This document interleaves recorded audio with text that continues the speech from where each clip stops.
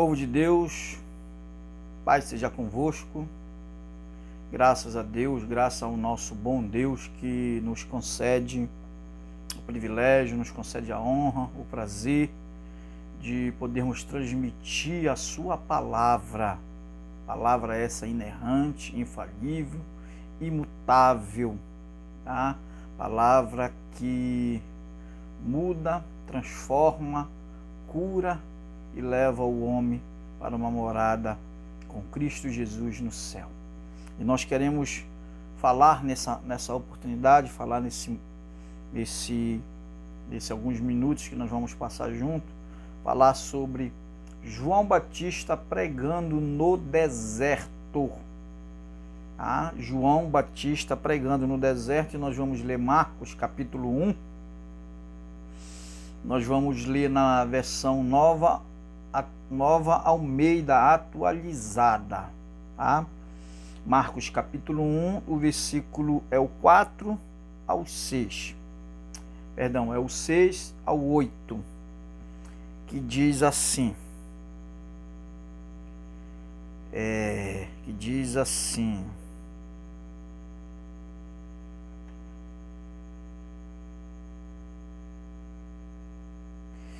E toda a região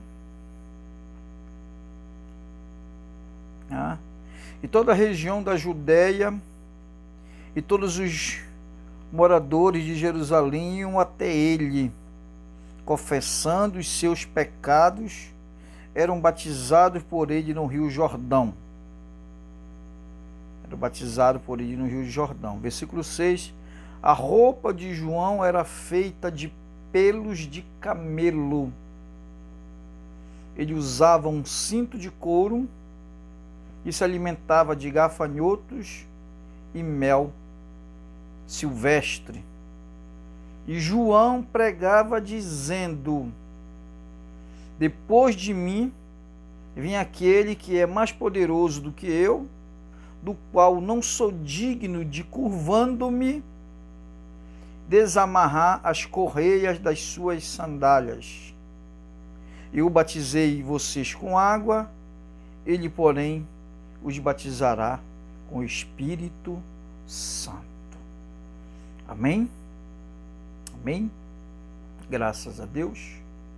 Queridos, quando a gente estuda o Evangelho de Marcos, quando a gente analisa o Evangelho de Marcos, a gente percebe que Marcos é discípulo de Pedro. Marcos tem estilo do apóstolo Pedro. Mas espera aí, Marcos não foi chamado por Paulo para a obra missionária? Por algum tempo, Marcos trabalhou com Paulo na obra missionária, mas voltou para casa por uma ordem de Paulo, visto que Marcos não suportaria as viagens longas, as longas caminhadas, as longas viagens, por se tratar de uma pessoa muito jovem, sem experiência, e Paulo resolve então despedi-lo, e a partir daí houve uma grande discussão entre Barnabé e Paulo por causa da situação de Marcos. Por isso, Marcos agora vai sentar aos pés do apóstolo Pedro. Vai ser agora discipulado pelo apóstolo Pedro. O Evangelho de Marcos tem característica petrina, estilo petrino, estilo de Pedro. E Paulo, já próxima da sua quarta viagem missionária, recomenda novamente a chamada de Marcos para a obra missionária. E quando Marcos vai escrever o seu evangelho, ele vai escrever o evangelho para os romanos. Ele vai escrever o seu evangelho para os romanos. Por isso que o evangelho de Marcos não contém genealogias, diferente de Mateus e de Lucas. Não contém genealogia, porque os romanos eles não são ligados em genealogias. Para eles não importa para onde a pessoa veio, para onde vai, quem são suas árvores genealógicas. Para eles não importa. E o evangelho escrito para os romanos, para mostrar para os romanos que Jesus é um servo fiel. É um servo fiel, porque todos os soldados que se alistavam, eles faziam o pacto de fidelidade a Roma, ao governo romano. Eles tinham essa fidelidade junto ao rei, ao reino, e todos aqueles que estavam embutidos sobre a autoridade. Então eles eram fiéis. E Marcos escreve o seu evangelho justamente para os romanos, provando que Jesus é um servo fiel. Haja vista que Marcos, o seu evangelho também será um evangelho sinótico, com as suas características, com as suas parábolas, com os sermões de Jesus, com as ilustrações de Jesus, com as curas, com os milagres, com a humanidade da pessoa de Jesus.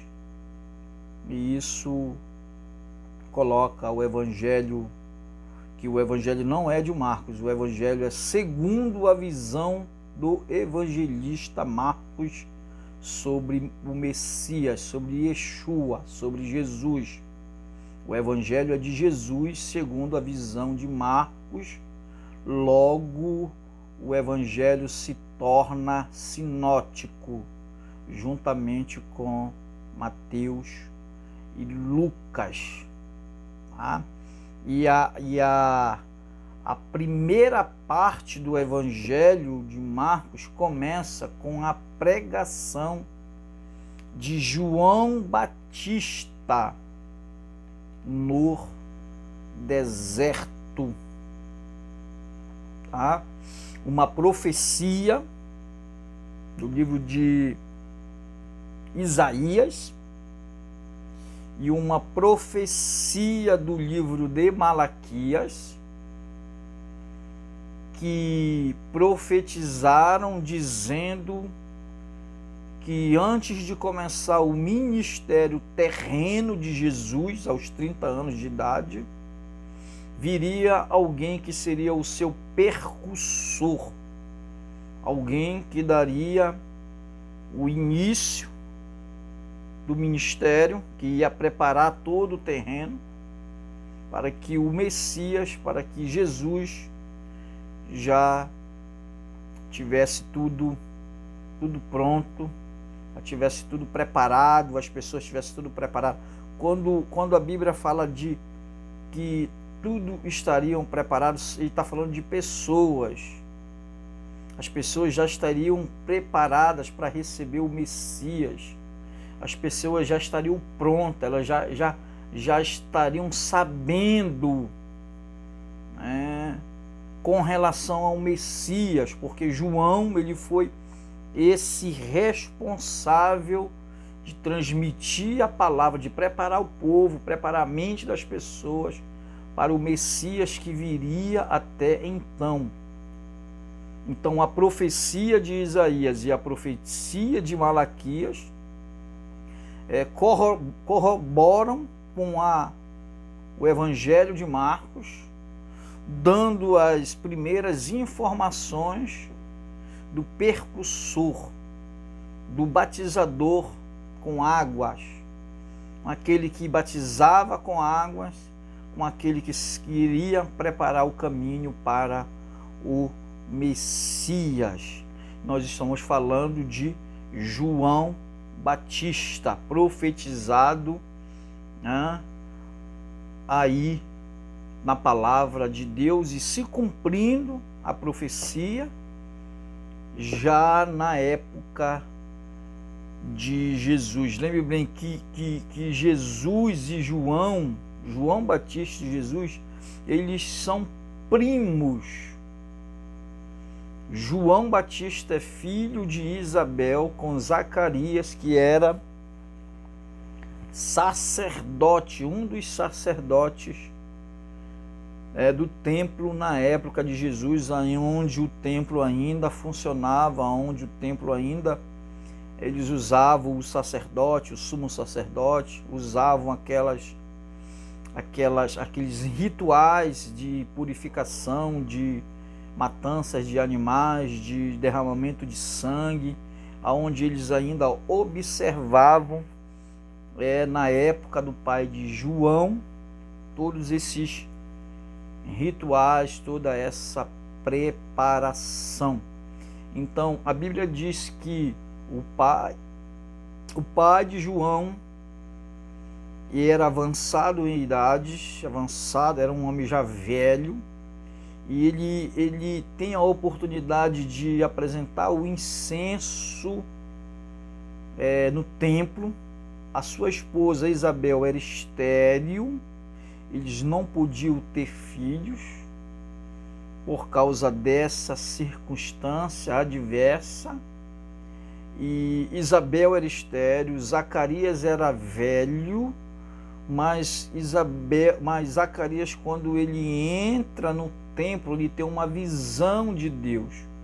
Ele vê um mensageiro de Deus, ele vê um enviado de Deus no templo. Ele contempla aquela visão e aquele anjo Gabriel fala com ele da bênção que ele iria receber com um ano depois, com o nascimento do seu filho, que irá nascer. Deus prometendo a Zacarias, a Bíblia diz que todas as promessas que Deus prometeu se cumpriram. Tudo aquilo que Deus prometeu acerca da minha vida, acerca da tua vida, vão se cumprir em nome de Jesus. Tudo aquilo que Deus tem prometido, tudo aquilo que Deus falou, tudo aquilo que Deus disse acerca da minha vida e da tua vida vão se cumprir em nome de Jesus, porque Deus não é homem para que minta, porque Deus não é filho do homem para que se arrependa. Então, Deus enviou o anjo para fazer a promessa a Zacarias dentro do templo, no momento em que ele preparava o sacrifício, no momento em que ele apresentava o incenso a Deus.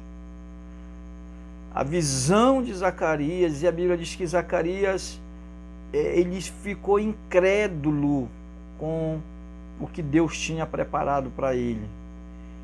O que Deus tinha preparado para ele, ele fica numa incredulidade, ele não acredita, ele duvida da manifestação de Deus, do agir de Deus sobre a vida dele. Zacarias não acredita, e por isso o anjo diz: já que tu não acreditou, já que você duvidou das palavras de Deus, você vai ficar mudo. Mas mesmo assim, a sua esposa terá um filho, mesmo assim, você será bem-aventurado. Mesmo assim, pela tua incredulidade, a sua esposa vai gerar um filho e você vai colocar o nome dele de João. O povo esperou algum tempo do lado de fora, João sair do templo. A Bíblia diz que o povo se maravilhou com a demora de Zacarias no templo, e ele sai de lá mudo, sai de lá fazendo acenos. O povo entende que ele tinha tido uma visão no templo, ele volta para casa, para sua casa, obedecendo tudo aqueles turnos dos sacerdotes. Ele volta para sua casa. A Bíblia diz que ele vai se relacionar com a sua esposa, que era estéril. E aí a Bíblia diz que 1 ano depois, Isabel ficou grávida, Isabel ficou gestante, tá? E a Bíblia diz que com 6 meses, Isabel já estava com 6 meses de gestação. A Bíblia diz que Maria, a mãe de Jesus, parente de Isabel e Zacarias, a Bíblia diz que Maria foi visitar esse casal, porque ouvira falar da bênção de Deus, do agir de Deus sobre eles. Então Maria resolve visitá-lo e Maria também já estava grávida. Maria já estava grávida. E a Bíblia diz que quando Maria chegou perto da casa de Zacarias, quando se aproximou de Isabel, a Bíblia diz que o menino que estava no ventre de Isabel, diz que ele sacudiu, diz que ele foi cheio do Espírito Santo no seu ventre. É como se ele estivesse falando língua estranha. É como se ele estivesse, falando em línguas, glorificando a Deus. Uma criança que ainda não tinha nem nascido, estava com 6 meses, mas foi batizada com o Espírito Santo no ventre da sua mãe. Um fato extraordinário que eu acredito que esse acontecimento não aconteceu ainda, nunca mais aconteceu, nunca mais eu tenho história de um acontecimento desse, de uma criança, de uma mãe com 6 meses de gestação, o seu filho ser batizado no Espírito Santo no ventre da sua mãe. Amém?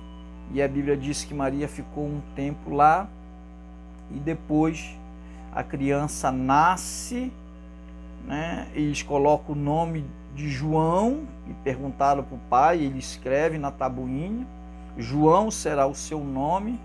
E aí depois a sua língua se desprende e ele volta a falar novamente, tá?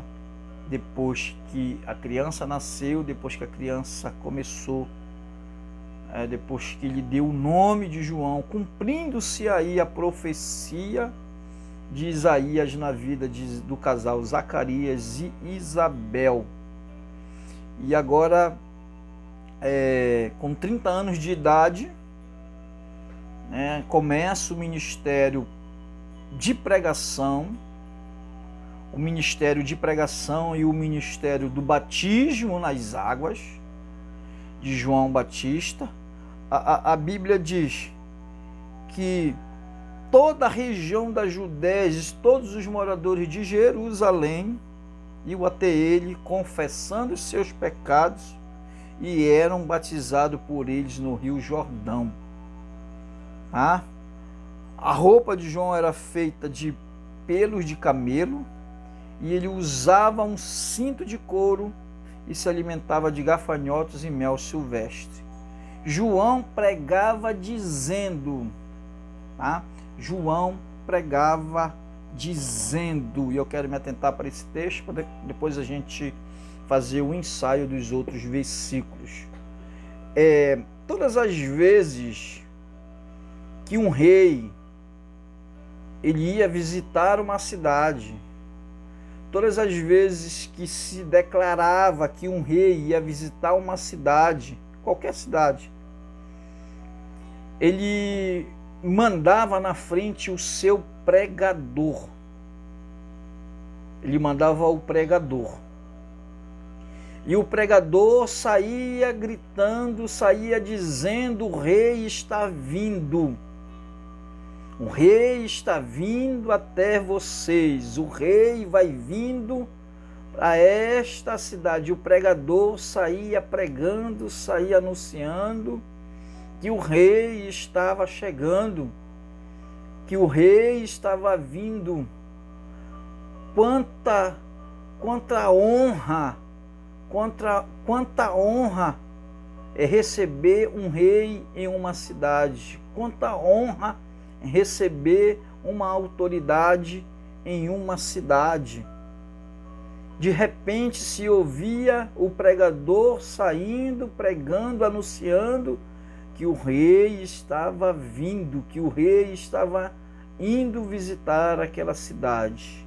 Que honra seria para aquelas pessoas poder receber um rei em sua cidade.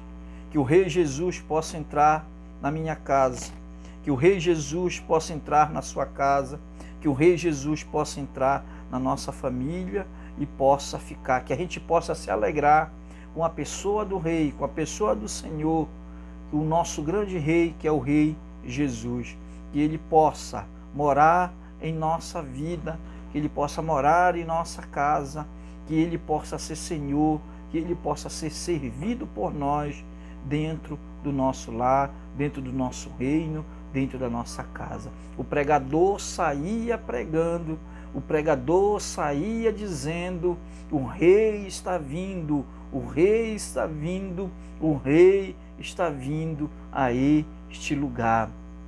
Que privilégio, que honra receber um rei em nosso território. E João pregava dizendo: o rei está vindo. Não, arrependei-vos. Quem preparou o caminho para o rei foi João. Quem preparou as pessoas para receber o rei foi João. Foi João que preparou todo o território para o grande rei, que é o nosso Senhor Jesus. Como é que ele saía dizendo? João pregava dizendo: depois de mim vem aquele que é mais poderoso do que eu, do qual não sou digno de curvar-me e desamarrar as correias das suas sandálias. Amém? Olha como João pregava. Olha como João ensinava, ensinando tudo com relação a Jesus. João não está atraindo a glória para si. João não está dizendo que ele é o Messias, que ele é o Salvador. João está dizendo que após ele, que depois que ele encerrar o ministério dele, vai começar o ministério do Senhor Jesus. Com 30 anos, um homem começava o seu ministério. Com 30 anos, um homem saía para o ministério, para fazer a obra de Deus. Temos exceções hoje, né? A pessoa pode pregar em qualquer idade. Não há limite para idade para se pregar o Evangelho, a palavra de Deus. João saía dizendo: ele é antes de mim. Quando eu nasci, ele já existia. Eu não conhecia. Quem me mandou batizar disse que eu iria conhecê-lo quando eu visse o Espírito descer sobre ele em forma de pomba. E aí eu deveria encerrar o ministério. E aí eu deveria cessar o ministério e deixar que ele seguisse dali. Mas João não fez isso. João não para o ministério. João continua pregando. Há dúvida na mente de João, há dúvida no coração de João. Ficou em dúvida. Muitas vezes ele mandou perguntar se Jesus era realmente o Messias. Havia uma grande dúvida no coração de João, né? Mas ele ensinou o povo, preparou o caminho, preparou o território para Jesus, preparou as pessoas, né? Preparou o coração das pessoas, preparou o coração dos seus discípulos com relação a Jesus,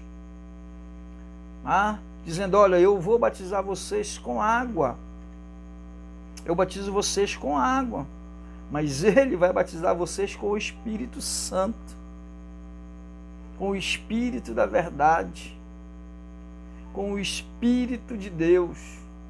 E eu só batizo vocês para remissão de pecados. Batismo de arrependimento. Batismo nas águas, onde todo cristão tem que se batizar, confessando os seus pecados e sendo batizados nas águas. Jesus disse: quem crê e for batizado será salvo, mas quem não crê será condenado. A ordem de Jesus, duas ordens que Jesus deixou para os seus discípulos, para os seus seguidores. Primeiro, que todos eles deveriam ser batizados. Segundo, que todos eles, aqueles que confessavam o seu nome e eram batizados ou não, deveriam ceiar, deveriam participar da mesa do pão e do corpo do Senhor. Eles deveriam ceiar todos os meses. Não havia regra, não havia impedimento para essas duas ordens, como se faz hoje todo um treinamento. Eles querem treinar pessoas para batizar, eles querem treinar pessoas para ceiar. Salvação é individual. A salvação é individual. Ninguém pode salvar outra pessoa. A salvação é individual. Essas duas ordens de Jesus para a sua igreja. João batizava nas águas para remissão de pecados. Toda a Judeia e toda Jerusalém iam ser batizado por ele no Rio Jordão, confessando os seus pecados. Assista ao meu vídeo sobre o chamados ao arrependimento, e você vai entender um pouco mais dessa palavra. Amém? E a roupa de João era feita de pelos de camelo. A roupa de João, a indumentária de João, era uma roupa feita de pelos de camelo. Ou seja, era uma roupa diferente. Era uma roupa que alguém poderia identificá-lo como um profeta. Como ele está vestido? Como é a aparência dele? Olha, ele tem uma roupa que é feita de pelos de camelo. É o profeta João. É quem batiza nas águas. É quem está batizando no Rio Jordão. Quando as pessoas vêm de toda a Judéia e toda Jerusalém para ser batizada no Rio Jordão. É ele. Procura ele. Que com essa indumentária você vai identificá-lo. És tu, João? Sou eu, João. A minha roupa é essa. Pelos de camelo. Pelos de camelo significa que João é um homem rústico. É um homem, vamos dizer assim, solitário. Porque todo profeta é uma pessoa solitária, sozinha. Todo profeta é alguém que está só. A roupa de João identifica ele como profeta, como percussor do Messias, como percussor de Jesus, e identifica ele como uma vida de asceticismo. João era muito asceta, legalista, duro, pelo estilo profético que Deus lhe deu. João está errado? Não. Foi o estilo que Deus lhe deu. Foi a característica que Deus lhe deu. Foi o ministério que Deus lhe deu. Ele tem que zelar por isso. Ele tem que ter zelo por essa característica do seu ministério, ele tem que prezar por isso. Característica do seu ministério. A roupa dele, a roupa identifica o estilo de vida de João. Alguém diz assim que a roupa de um homem significa muito o que ele é.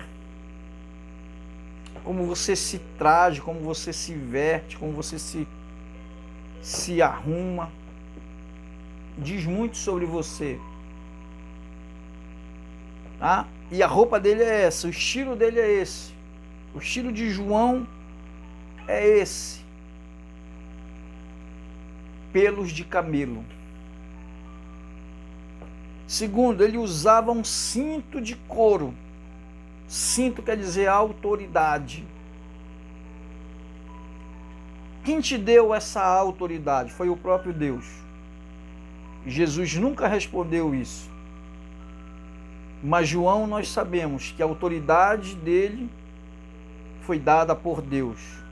Ele usava um cinto de couro, identificando ele como profeta, identificando ele como alguém que tem autoridade. Ninguém toca nesse homem, ninguém mexe com esse homem.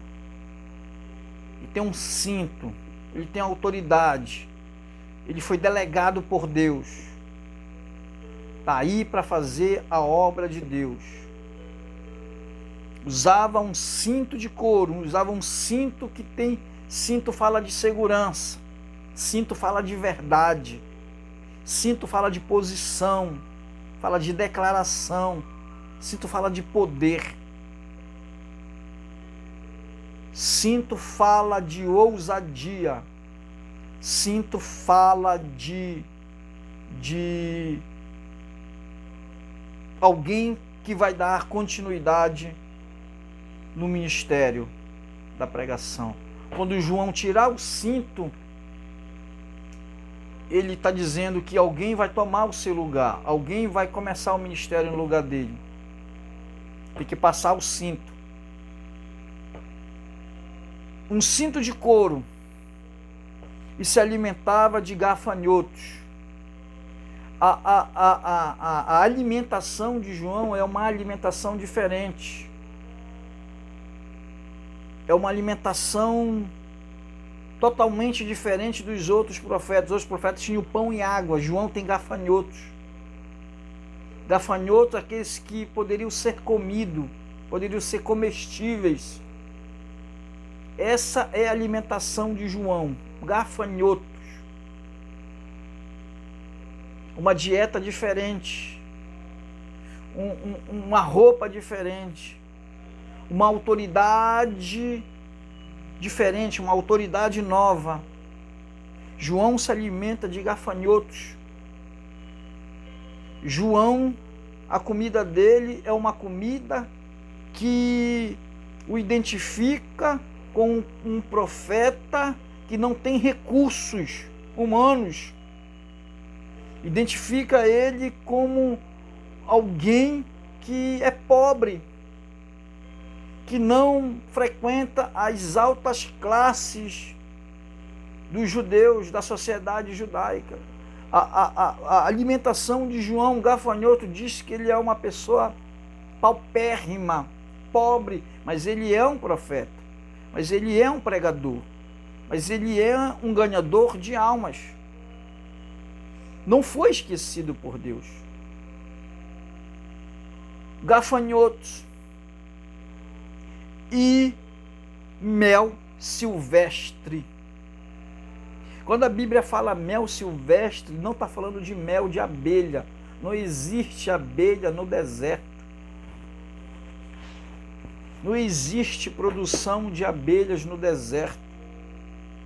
O que existe no deserto são no território de Jerusalém, território de Israel, são tâmaras.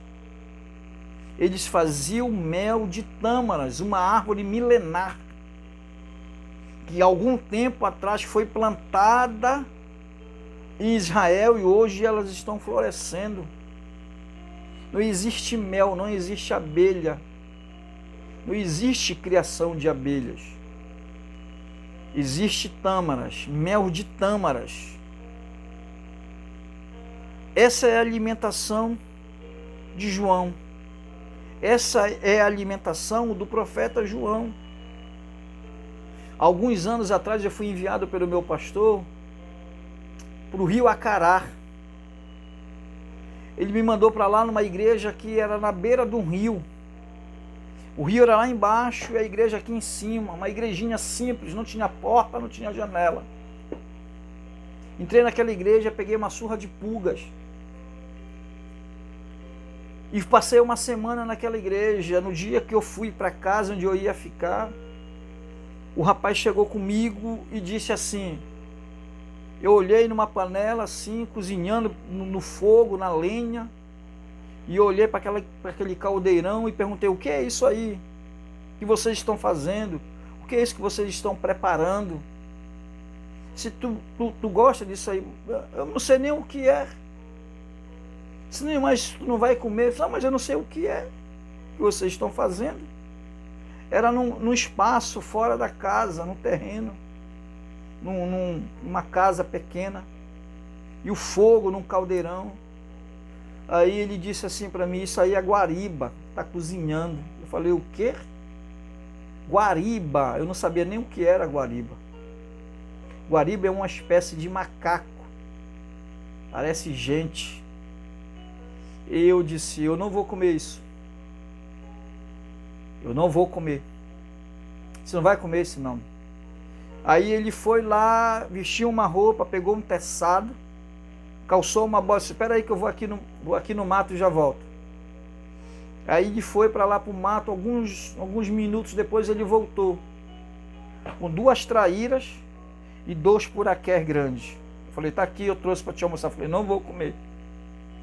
Eu não como puraqué, nem como traíra. Não como.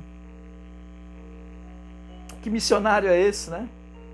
Queridos, eu passei uma semana comendo ovo com feijão. E fiquei ali pregando naquela igreja durante 7 dias. E depois vim embora. Porque é isso que o profeta, é isso que o missionário passa durante o seu ministério.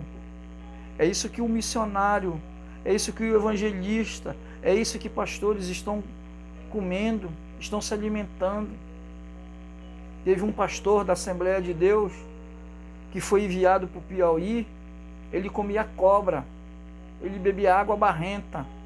De tanto ele pedir ajuda para a igreja em Belém e nunca recebeu, ele desistiu do ministério, desistiu da obra e hoje ele faz eventos de festa.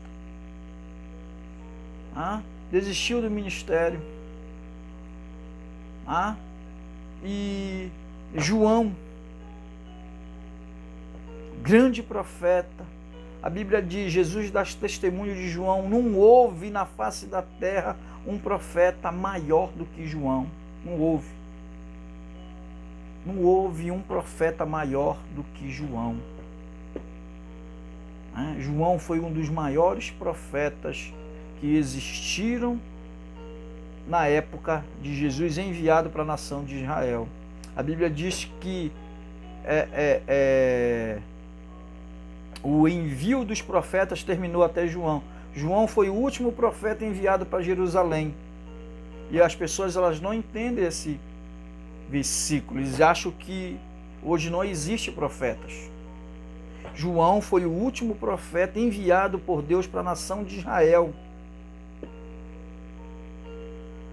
Para a nação de Israel. E depois começou o ministério profético, evangelístico, de ensinamento de Jesus.